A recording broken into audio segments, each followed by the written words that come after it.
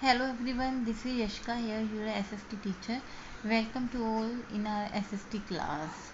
As you know, we are doing our first chapter of economics development and we have done two topics. Now today we are continuing the chapter with topic third, how to compare different countries or states. Or second question is how a country is said to be developed or underdeveloped. Both question are same, दोनों ही question mostly same है, but दोनों का जो answer है वो भी same है, बट क्वेश्चन को जो बनाया गया है वो डिफरेंट वे से बनाया गया है. इसमें क्या पूछा गया है कि हम कंट्रीज़ को कैसे आपस में कंपेयर कर सकते हैं, और यहाँ पे क्या है कि हम कैसे बता सकते हैं कि कौन सी कंट्री डेवलप्ड है और अंडर डेवलप्ड है. So start our topic. Before we compare different countries, developed or underdeveloped, we discuss one example. तो पहले हम ये क्वेश्चन स्टार्ट करने से पहले मैं आपको एक एग्जांपल दे देती हूँ, वो भी आपकी क्लास से ही रिलेटेड है. तो हम बात करते हैं 10th स्टैंडर्ड की. तो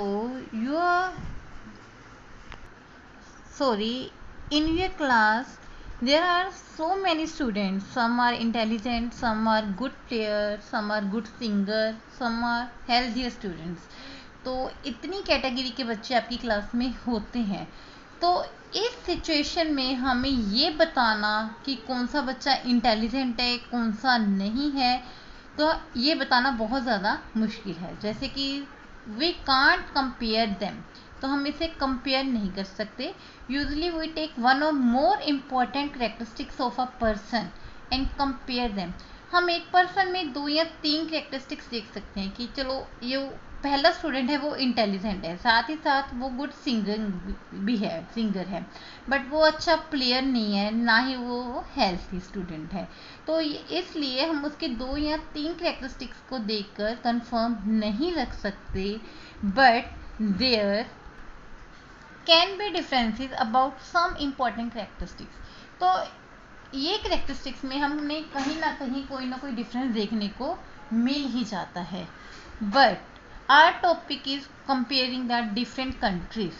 So now comparing countries, the income is considered to be one of the most important attribute.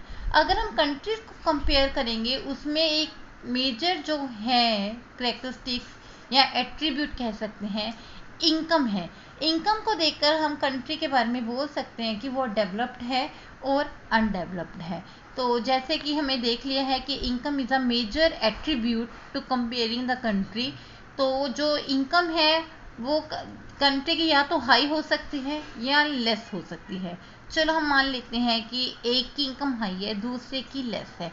जो हाई इनकम है उसे हम डेवलप्ड कंट्री बोल सकते हैं, और जो लेस इनकम है उसे हम अंडर डेवलप बोलते हैं. बट ये जो मेथड है हाई इनकम को देखकर डेवलप्ड बोलना, लेस इनकम को देखकर अंडर डेवलप्ड बोलना, तो ये हमारा रॉन्ग वे है. ऐसे हम किसी कंट्री के बारे में देखकर नहीं पता लगा सकते कि वो डेवलप्ड है और अनडेवलप्ड है. तो इसके लिए सबसे पहले हमारे पास एक क्वेश्चन आता है, what is the income of the country. तो ये क्वेश्चन बन रहा है what is the income of the country. Country की इनकम क्या होती है, किसकी होती है. तो हम कह सकते हैं इनकम ऑफ ऑल रेजिडेंट्स, जो कंट्री में रहते हैं लोग उनकी इनकम मीन्स कंट्री की इनकम होती है. तो सेकंड क्वेश्चन ये बनता है how we compare income between two countries. तो पहले हमने ये तो देख लिया कि कंट्री की इनकम क्या होती है. अब देखेंगे कि हम 2 कंट्रीज़ के बीच की जो इनकम है कैसे कंपेयर कर सकते हैं. तो उस इनकम को कंपेयर करने के लिए सबसे पहले हमारे पास एक ही मेथड है, एवरेज इनकम, जो हमने पहले डिस्कस किया था कि हाँ हाई कंट्री वाली चलो वो डेवलप्ड होगी, वो मेथड गलत था. इस कंट्री की इनकम को कंपेयर करने के लिए सबसे सही मेथड है एवरेज इनकम.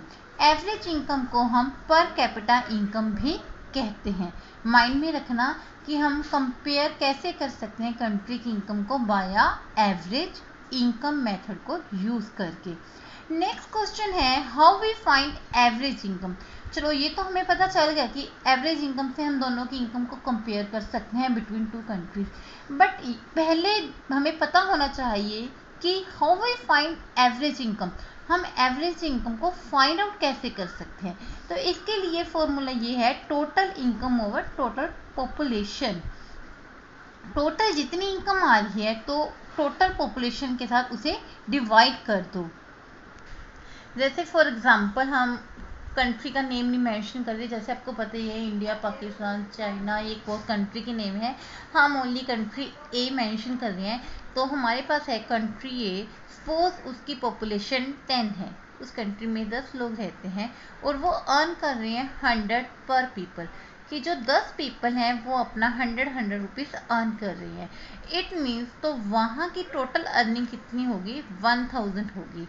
हम 100 को 10 से मल्टीप्लाई करेंगे इज इक्वल टू 1000 हमारी टोटल अर्निंग होगी। अब हम एवरेज इनकम निकालने के लिए टोटल इनकम और टोटल पॉपुलेशन, टोटल इनकम हमारे पास हो गई थी 1000, टोटल पॉपुलेशन हमने देखी थी 10 है, तो इसे डिवाइड करके हमारे पास 100 बचता है। सो उस कंट्री की, जो कंट्री ए है, उसकी एवरेज इनकम 100 रुपीज़ बन गई है। Next topic is world bank. अब यहाँ पे एक क्वेश्चन ये बनता है कि वर्ल्ड बैंक क्या है, वर्ल्ड बैंक का काम क्या है। वर्ल्ड बैंक का काम है वर्ल्ड डेवलपमेंट रिपोर्ट।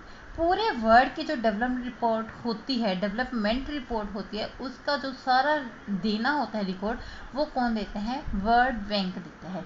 जैसे कि हमारे पास है 2016 की हम एग्जांपल ले रहे हैं, तो 2016 में हमारी कंट्री को, मतलब पूरे वर्ल्ड को 2 पार्ट्स में डिवाइड किया था, रिच कंट्री और पुअर कंट्री।